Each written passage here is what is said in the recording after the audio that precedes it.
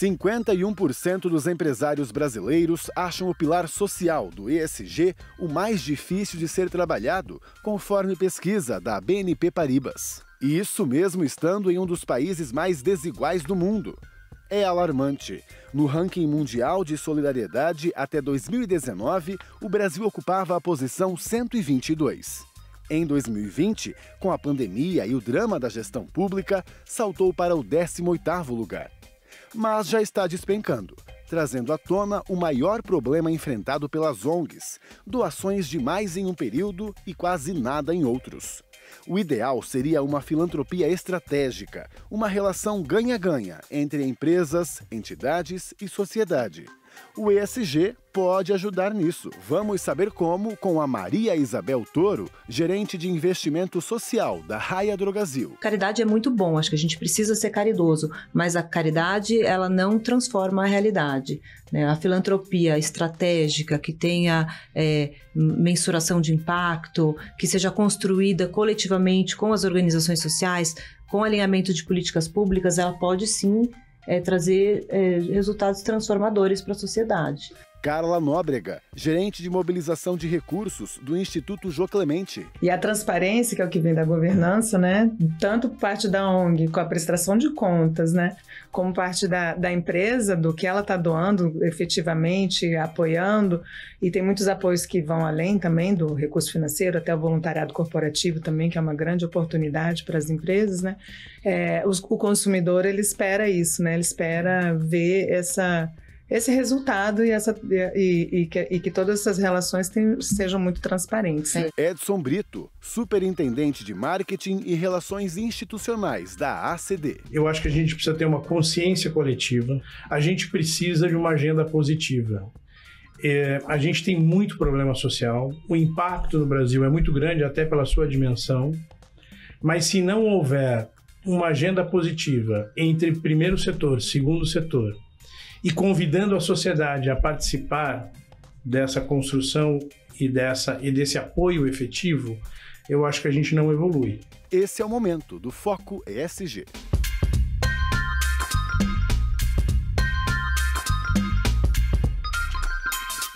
Oi, que bom que você está aqui com a gente hoje com um dos temas mais importantes para o ESG no Brasil, de volta, que é o pilar S. Até dizem, né, que o ESG, a brasileira, tem o S bem maior do que o E e o G.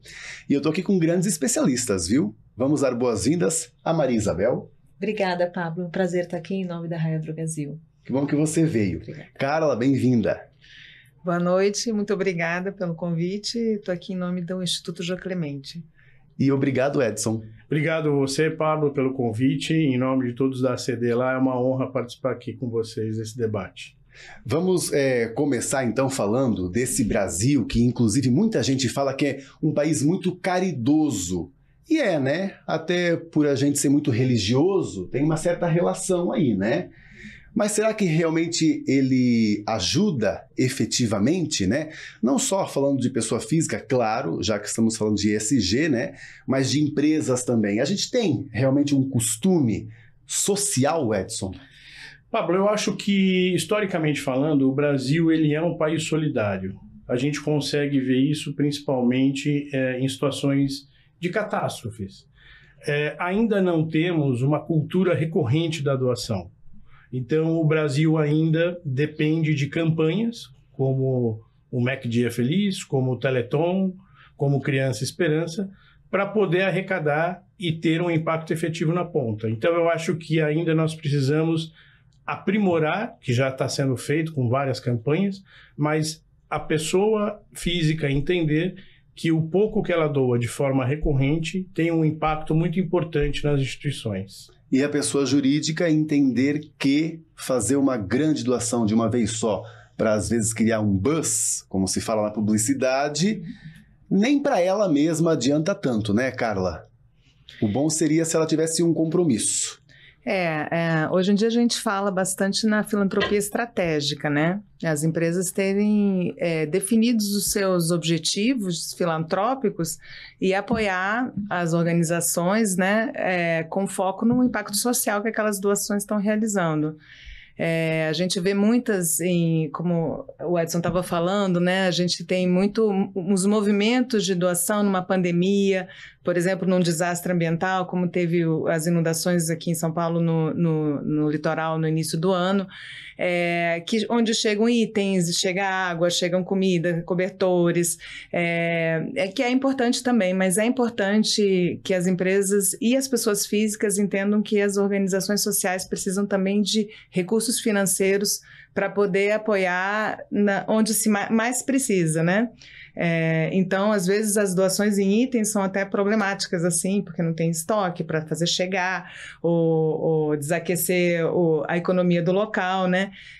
Então, assim, a gente tem que ainda que ter uma oportunidade bem grande aí de crescimento da consciência da filantropia estratégica de recursos financeiros para as doações. Quando a filantropia não é estratégica, né, Carla, ela pode ter uma quedinha ali para um social watching. Não tem o greenwashing, que é quem faz um programa ambiental que não é lá bem ambiental. O social também pode ser assim. É quando uma empresa vai lá e doa milhões para depois fazer uma propaganda que valem mais milhões ainda sobre ela mesma. E às vezes não acaba ajudando realmente a instituição, Edson? Eu acho que a gente estava discutindo um pouquinho antes aqui, nós temos muitos problemas sociais. E a gente precisa entender, a sociedade como um todo precisa entender que a mobilização ela é muito maior, a possibilidade de impacto do todo ela é muito maior que da parte, que é isso que você está dizendo. Então eu acho que ainda a gente precisa ir construindo essa cultura para a gente passar da fase da campanha, que ela é importante, mas a gente precisa passar da fase da campanha para a fase da cultura. Aqui a gente tem um case diferenciado, então a gente quer até saber como é que vocês perceberam que uma filantropia feita com compromisso, né? Aliás, vocês fazem há décadas, né? Ela pode também gerar um impacto positivo dentro da própria organização. Eu acho que até eu queria também voltar um pouco nessa questão do brasileiro ser solidário. Eu não tenho essa percepção do brasileiro ser solidário, né? Eu acho que o brasileiro, realmente, assim como eles falaram, a gente é um povo muito solidário num momento de catástrofe, mas no dia a dia o brasileiro não tem o hábito da cultura de doação. Inclusive, a gente vê nessas catástrofes, a gente tem bastante participação nisso também, a gente apoia bastante as comunidades nos momentos de catástrofe, e a gente vê um excesso de doações.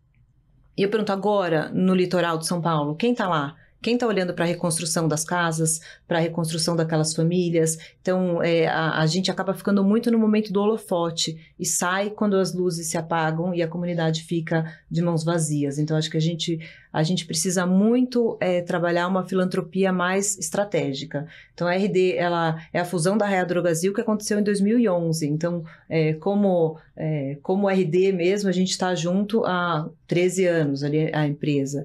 Então, a gente tem olhado para a filantropia, a gente chama de teoria de mudança, né? Que é basicamente uma estratégia de filantropia para atuar. Então, a gente tem que ver se tem impacto, se tem relevância para a comunidade, se tem relevância para as políticas públicas. Então, a filantropia, ela nasceu da caridade, né? Ela nasceu dos grupos religiosos, ela nasceu no intuito de ajudar as pessoas com até um ganho de religiosidade mesmo daquelas pessoas, né, que estão envolvidas na caridade. Caridade é muito bom, acho que a gente precisa ser caridoso, mas a caridade, ela não transforma a realidade, né? A filantropia estratégica, que tenha mensuração de impacto, que seja construída coletivamente com as organizações sociais, com alinhamento de políticas públicas, ela pode sim trazer resultados transformadores para a sociedade.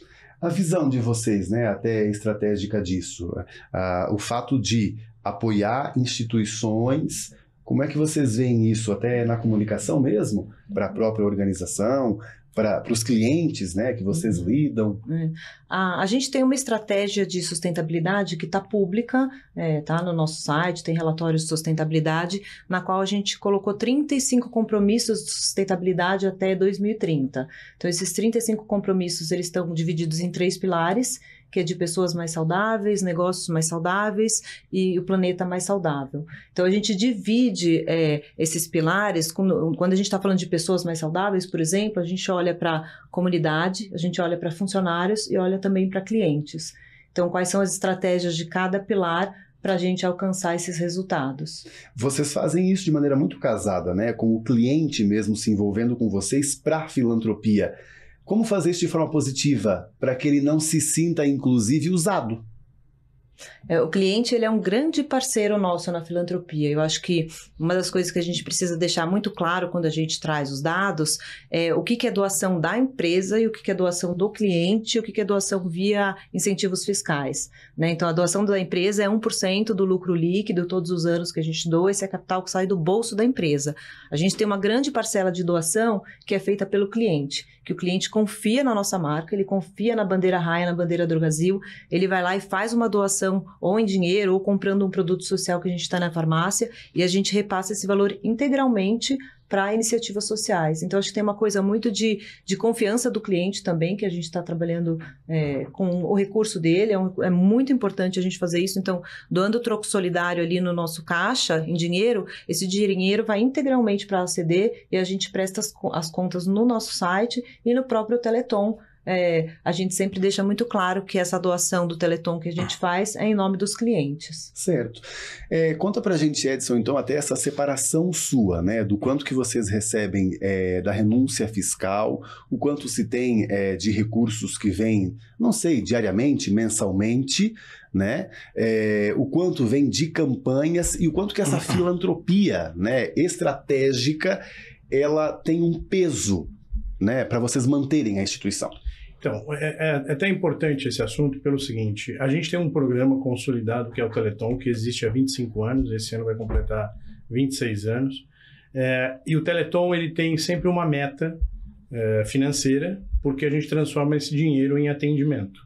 Então, o que é importante as pessoas saberem? Hoje existe um déficit financeiro entre eu atendo 70% ou 80% de pacientes SUS, e existe um gap entre o que eu tenho de custo e o que o SUS me repassa.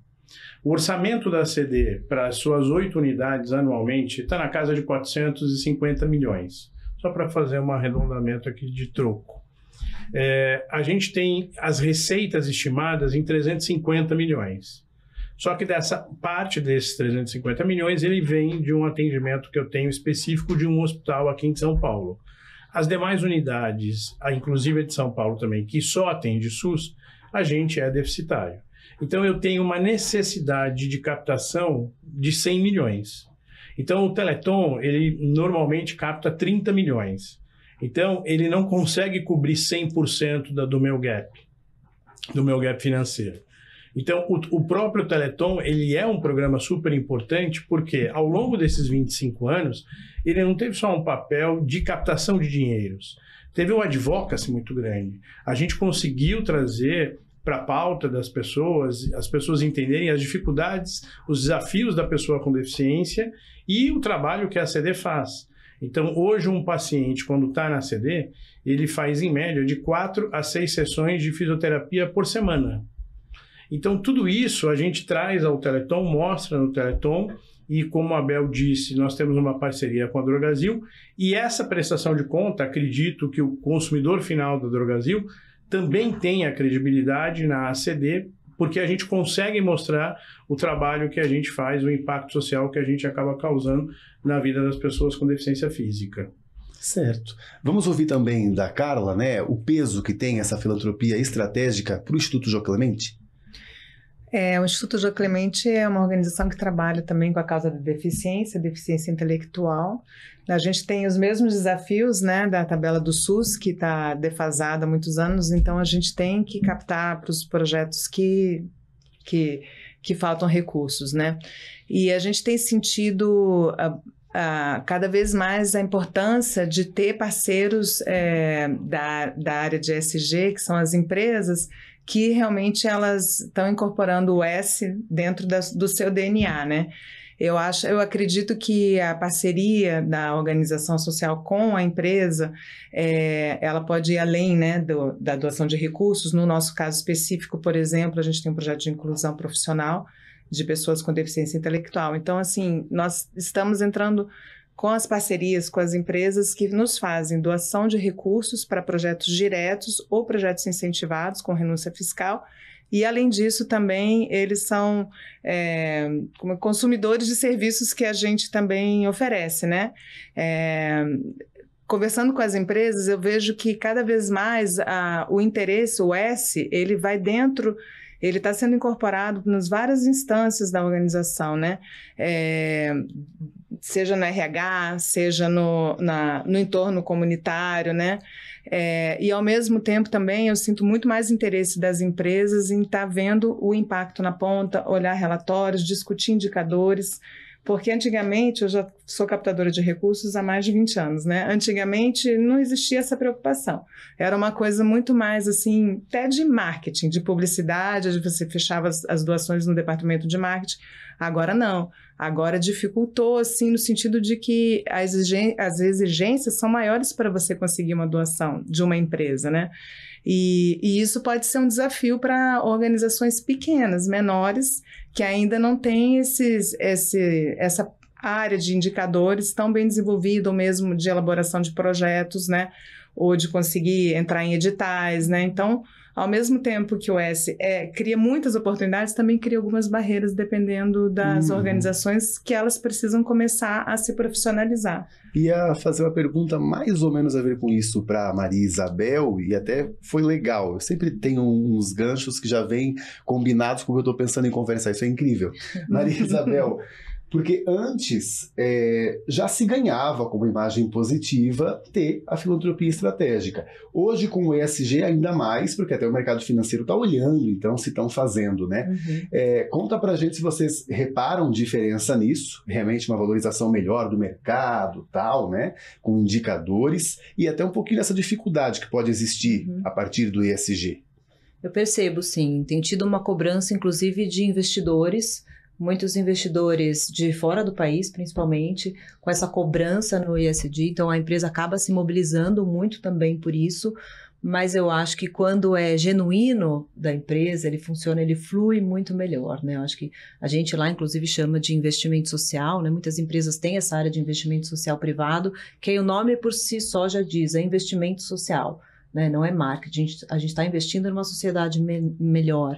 E um pouco do que a Carla comenta também, a gente vê que tem organizações maiores, tem organizações menores, e ambas têm desafios. Eu percebo muito nas organizações menores essa dificuldade de ter essa documentação, porque acho que do lado da empresa a gente tem algumas exigências de compliance, de documentação, mas a empresa também pode flexibilizar isso um pouco. Então a gente tem duas frentes de apoio. A gente apoia instituições grandes e a gente apoia também instituições pequenas, mas junto com o recurso a gente promove o fortalecimento institucional para que ela possa se tornar grande e apoiar um número maior de pessoas. Eu vejo as grandes também com uma dificuldade de uma concorrência, a gente pode dizer assim. Eu percebo que as grandes sentem que eu já sou grande, as pessoas não querem doar, né? A EACD não precisa de mim, e precisa muito. E do lado da empresa, eu acho que para a gente ter uma filantropia estratégica, realmente, a gente precisa conversar com essas organizações. O que você precisa? E muitas vezes a gente ouve assim, eu preciso pagar a conta de luz. E muitas empresas falam, não, eu só quero comprar uma máquina maravilhosa para pôr o meu nome ali, uma sala, e às vezes ele precisa pagar o fisioterapeuta, não adianta ter a máquina e não ter quem opere. Então, eu acho que a filantropia, ela precisa também conversar com os públicos, né? As organizações sociais, a comunidade, investidores, acionistas. Acho que a gente consegue chegar num acordo muito bom e fazer um bom uso do dinheiro. Né? Posso só pegar um gancho, claro, Pablo, rapidinho? Essa é uma visão um pouco limitada, um pouco míope da sociedade quando você fala em termos de tamanho, porque é exatamente isso que acontece. A gente ouve muito as pessoas falando assim, nossa, mas a ACD captou 30 milhões no Teleton, ela não precisa mais de recurso. E o problema é que quanto mais você está presente em número de atendimentos, maior, no caso de um atendimento filantrópico, maior é teu déficit. E porque isso é aquela dinâmica que a gente acabou de falar. E resgatando um pouco a pergunta anterior que você tinha me feito, hoje 60% dos recursos da instituição, da minha área de captação, ela vem de parcerias B2B2C. que eu quero dizer? Hoje o consumidor da Drogasil está dentro dessa estatística dos 60% que consegue provocar impacto real no meu atendimento lá para as pessoas com deficiência física. Então, 60%. Então, a empresa hoje, é óbvio que tem aquilo que a Bel estava falando, é óbvio que é importante o apoio dela, mas em termos de investimento financeiro direto, mas o poder de impacto junto dessa coesão com o consumidor final é um casamento perfeito. Porque você consegue mostrar o impacto que você está causando e você consegue, através de uma parceria com o IJC, com a ACD, com tantas ONGs sérias que tem no Brasil, mostrar para o seu consumidor final que ele também está colaborando dessa forma. Porque dos 100 milhões que eu falei para você no começo, 60% vem desse modelo de parcerias com empresas, mas que quem está apoiando é o consumidor final. Certo. E acredito até que por conta disso, por ter esse consumidor final de olho, né, participando da situação, ele gostaria que tanto a empresa envolvida na filantropia estratégica quanto a entidade tenham posicionamentos muito positivos. Né, Carla? Essa virou uma relação ganha-ganha ainda mais importante com o ESG, né? Porque eu acho que um está olhando o outro para ver se realmente a postura é positiva para ser meu parceiro, né? E a transparência, que é o que vem da governança, né? Tanto parte da ONG com a prestação de contas, né? Como parte da empresa, do que ela está doando efetivamente, apoiando, e tem muitos apoios que vão além também do recurso financeiro, até o voluntariado corporativo também, que é uma grande oportunidade para as empresas, né? O consumidor, ele espera isso, né? Ele espera ver esse resultado e que todas essas relações sejam muito transparentes. Né? E quando a gente está falando de doar o dinheiro do cliente, a preocupação é maior ainda, porque é diferente de doar o recurso próprio, não que não tenha essa preocupação, mas o recurso próprio eu posso ousar um pouco mais, posso testar, eu posso inovar, a gente tem essa margem, porque assim, também para você trazer inovação, a inovação ela vem com tentativas, né? Então a gente vai tentando caminhos. Com o recurso do cliente, esse recurso tem que ser extremamente bem investido em algo mais que dá resultado. Né, mesmo? Tem que ser mais conservador. Tem que ser mais conservador. E dessa relação, né? Inclusive, vocês acreditam que as empresas hoje, essas que estão procurando parcerias ESG, elas estão mais atentas quando conversam com vocês? Sim, elas estão mais atentas e elas pedem para a gente coisas até que não estão dentro do nosso script, né? Do nosso portfólio de serviços, até né? Então, né? Até algo então, novo, às exatamente. Pedem, fazem solicitações e nos provocam, né? A pensar em projetos diferentes. Então, é bastante desafiador e, ao mesmo tempo, bastante inspirador, né? Sim, né? Será que a gente pode começar a ter concorrência de entidade a ser atendida por uma empresa? Não acho que toda doação que vir é boa, não vão precisar concorrer, né? Escolher uma outra. Eu acho que não. Eu acho que cada uma tem um papel importante na sociedade. No nosso caso aqui, eu trabalho com deficiência física, aquela com intelectual, existe a DERDIC que trabalha com auditivo. Então, cada um tem a sua representatividade, a sua importância, o que é mais relevante, do ponto de vista clínico. Porque quando a gente discute um tema como inclusão, empregabilidade da pessoa com deficiência física, a gente não está discutindo só a empregabilidade, eu estou discutindo como ele tem condições clínicas de se locomover. Ele tem uma cadeira de roda, ele tem uma prótese ou uma órtese que ele precisa para essa locomoção. Então, nunca vai ser uma discussão unilateral. Você sempre vai precisar ter essa múltipla visão, e eu acho que as empresas estão olhando para isso também, de como, tenho certeza que a Drogasil, assim como meus outros parceiros, olham para a ACD e falam como a ACD está ajudando do ponto de vista clínico desse paciente, para que ele tenha empregabilidade, que ele tenha inclusão, que ele tenha acesso. Ô, Pablo, eu percebo um pouco de concorrência entre as organizações sociais, até do lado do investidor, mas eu acho que é uma concorrência natural e não é nem culpa das organizações sociais. A questão é que tem menos recurso e mais necessidade.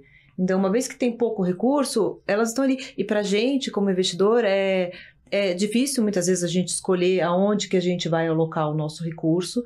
Então, por isso que é importante você ter uma estratégia bem definida, porque a gente vai olhar, nossa estratégia é atender a população em situação de vulnerabilidade social. Então, o primeiro ponto, está dentro daquilo, das linhas estratégicas que a gente pensou, vai ter um impacto, vai transformar a vida. Então, aí cada um vai olhar um pouco da sua estratégia para poder ajudar a tomar a decisão e não ficar uma decisão ou da minha cabeça, ou das influências. Então, tem uma coisa um pouco mais transparente também. Eu acho até que você pode contar um pouco para a gente de parâmetros que se veem nessas organizações, para que elas sejam escolhidas para essas parcerias.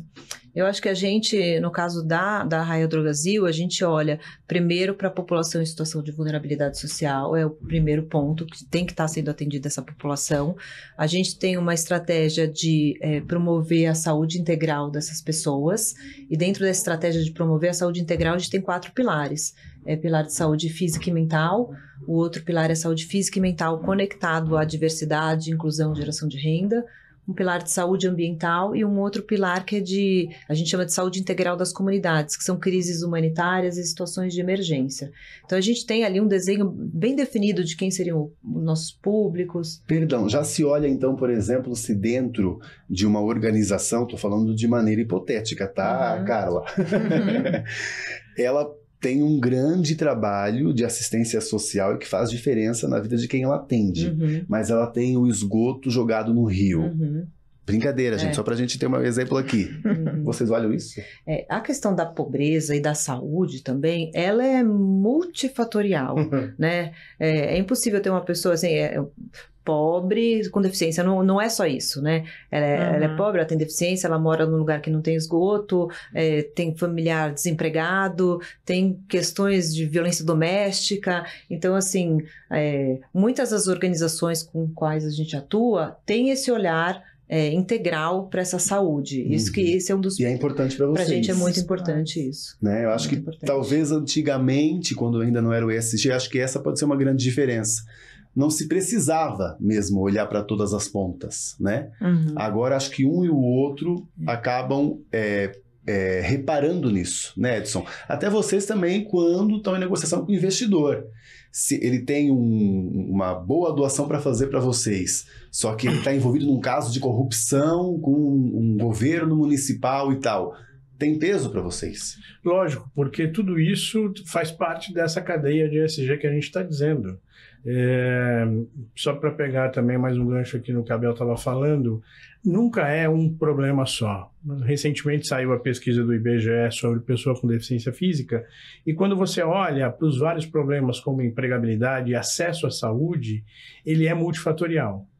Mas voltando aqui ao teu ponto, você começa a ter, até do ponto de vista da própria ONG, que tem que sobreviver.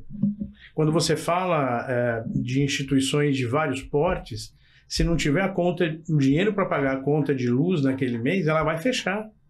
E você vai deixar uma comunidade que seja de X atendimentos, poucos ou muitos, mas você vai deixar ela à mercê. Então, o que acontece? Essa integração entre o olhar da empresa com o olhar da ONG começa a se aprimorar. Ainda, obviamente, há muito que evoluir, mas você começa a ter um nível de discussão diferente e essa conexão para que tenha esse olhar dos dois lados. A Carla já comentou com a gente que, até por conta do ESG, tem novos parâmetros que às vezes até podem gerar desafios ali, né, Carla? Para se conseguir uma doação, por exemplo. Mas qual a sua expectativa sobre esse amadurecimento do ESG no Brasil e a questão que a gente está falando? Eu acho que o amadurecimento ele está vindo junto com a profissionalização das ONGs, né? Eu tenho visto bastante, né, as empresas pedindo para, quando a gente apresenta um projeto, a gente indicar quais são, por exemplo, os objetivos de desenvolvimento sustentável, né? Quais ODSs o projeto atende, né? Então, isso é, como eu estava falando anteriormente, é uma provocação para as ONGs, né? Quem ainda não pensou sobre isso tem que começar a pensar, né? Então, elas estão sentindo, eu acho que, no geral, é um movimento que veio eu acredito, né, veio para ficar, né, e está realmente colocando as parcerias e a captação de recursos e a filantropia em outro patamar, em outro nível, né? Quando a gente começa a falar, né, que por exemplo, uma empresa vai apoiar um projeto cultural, que seja um evento, por exemplo, está preocupado com os resíduos do evento, né? Você vê que a gente está amadurecendo, né? O olhar que a gente está dando para os projetos que estão sendo desenvolvidos, né? Então, eu acredito que existe essa fase ainda, né, de adaptação, mas eu acredito que é um amadurecimento coletivo, tanto por parte das empresas como das organizações sociais. Certo. Para a gente fechar, Edson, a tua expectativa, hein, sobre o nosso programa, o tema que rege o nosso programa e vocês. Olha, eu acho, eu até escrevi aqui porque eu acho que esse é um tema muito importante e na minha visão, eu acho que a gente precisa ter uma consciência coletiva dos problemas e ter os papéis e responsabilidades definidos. A gente precisa de uma agenda positiva. A gente tem muito problema social, o impacto no Brasil é muito grande, até pela sua dimensão, mas se não houver uma agenda positiva entre primeiro setor, segundo setor, e convidando a sociedade a participar dessa construção e desse apoio efetivo, eu acho que a gente não evolui. Eu sinto até na ponta que essa conexão é preciso, mas é preciso também com o governo, porque a gente, no nosso caso, atende saúde. E a gente precisa dessa interlocução. Então, não adianta eu querer uma transformação junto com uma empresa, mas se meu outro interlocutor não sentar na mesa e negociar com a gente. Sim. Mas quem sabe, nessa pressão do próprio mercado financeiro, eu acredito também, aliás, de que os governos também vão começar a ser cobrados, porque eles também são fechadores de negócios. Exatamente. Né? Tua expectativa, por favor, Marisa. Também, eu acho que assim, expectativa também, e até uma mensagem, sabe? Doem. Pessoas físicas doem, empresas doem, acho que para a filantropia estratégica também olhem para políticas públicas, pensem em projetos que estejam alinhados e que incidam em políticas públicas, porque só assim a gente também vai conseguir dar escala, né, para essas inovações e para esses projetos estratégicos. E que não seja pontual, que seja com um compromisso realmente que você acredita e tenha continuidade. Essa é a grande mensagem nossa, certo? Captei? Exatamente. Muito obrigado, então, por terem vindo, Edson. Obrigado a você, Pablo. Obrigado, Carla. Obrigada a você. Obrigado, Maria Isabel, pelo teu conhecimento compartilhado aqui com a gente. Obrigada, Pablo. Obrigado também você pela sua companhia e saiba que, para não perder nenhum Foco ESG, lá no YouTube, no canal do SBT News, clique no sininho. Assim você vai ser sempre avisado sobre nossas novas atualizações. E também siga a gente nas redes sociais. A gente se vê aqui no SBT.